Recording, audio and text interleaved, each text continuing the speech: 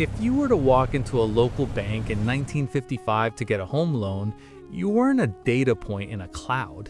To get that loan, you didn't need credits, you didn't need to fill any form. Instead, you were a neighbor the banker knew well. And by well, I mean the banker knew your name, your father's name, and the kind of reputation you had in the town. You sat in a leather chair, shared a coffee with the manager, and just had a normal conversations as neighbors in a town. Now, fast forward to today, that close human connection is gone. They've been replaced by a line of code designed to wait for the exact millisecond your balance hits zero to trigger a fee. This is the Simple Financial Archive, and today we are performing an autopsy on the handshake. We're digging up the receipts to show you how and why your bank stopped working for you, but started working against you. This isn't just a theory, this is forensic finance. Let's crack open the vault. In the archives of 1955, banks operated on the 3-6-3 rule. Pay 3% on savings, lend at 6%, and be on the golf course by 3 p.m.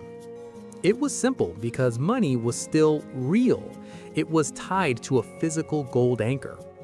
Because the bank couldn't just print more money, they had to be careful with who they lent to. They invested in you because your success was the only way they got paid. Look at this, a loan officer's notes from 1957. Good character, church member, approved. That's it. In that era, you didn't need a credit bureau, no automated denial.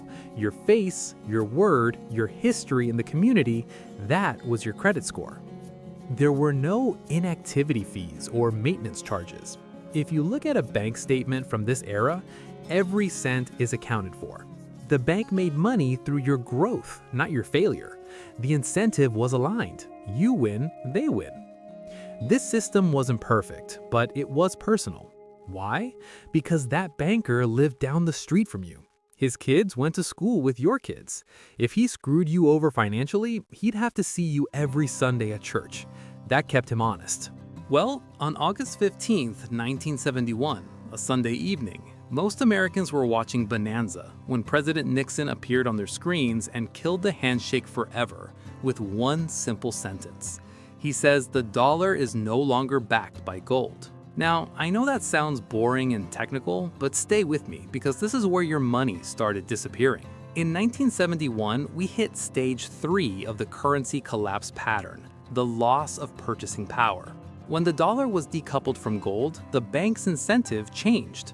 They didn't need your character anymore, they needed your debt. This is when the math was rewritten. Money became an idea. And as the value of each dollar fell, the banks had to find new ways to extract what was left of your wealth. Once the dollar wasn't tied to gold anymore, banks didn't need to be careful. They could make as much money as they wanted. But there's a catch. When you print more dollars, each dollar becomes worth less. In 1971, it could buy you a basket of goods. By 1980, that same dollar is worth 50 cents. By 2000, 20 cents. By 2026, it's worth about 3 pennies compared to what it bought in 1971. The banks saw this coming. They knew the money was losing value, so they had to adapt and figure out new ways to make money off you. And that's when things got creative. In 1989, they introduced the FICO score. Your reputation was replaced by a digital ghost. The handshake was dead. Now an algorithm in a distant city decided if you deserved the home. This algorithm didn't care about your name, reputation, or if you were a good person. All of that didn't matter anymore. It was a new system designed by a company you've never heard of, using criteria you can't fully see, determining your financial worth down to the 3rd decimal point. And here's what that let them do. If your score was high, you got rewards and low interest rates. If your score was low, they charged you 25% interest and made you pay fees on top of fees. Same bank, but completely different treatment based on what a computer said about you. Welcome to the final stage. In 2026, your bank isn't a bank it used to be in 1971. Nope, it has evolved into a data harvesting operation with a vault attached. Let me show you how the extraction works in real time. Let's say it's Monday morning. You've got $100 in your checking account. You grab a coffee for $5, later you buy lunch for $10, then at 5 p.m., your rent autopay hits for $150.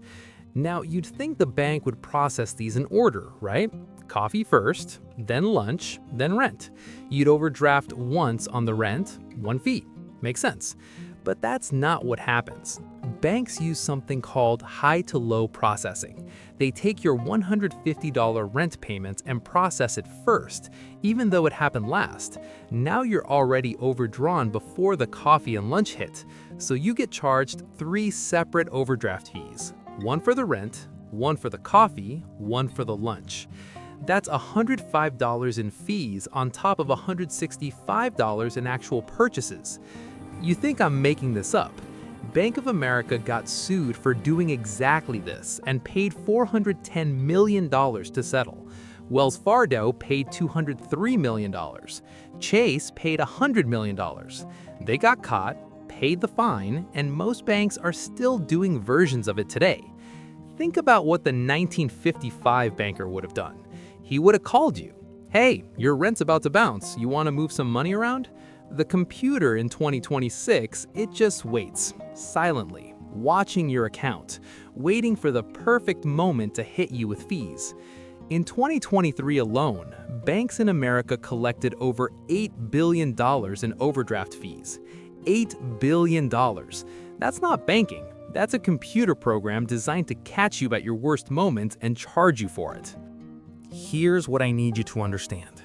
This didn't just happen by accident. It all followed a specific pattern. In 1955, money was backed by gold, real physical gold. In 1971, money became backed by nothing, just debt and promises. In 1989, your debt got turned into a score. By 2008, banks were betting on those scores like casino chips. And now, in 2026, every single thing you do with money is being tracked, analyzed, and used against you.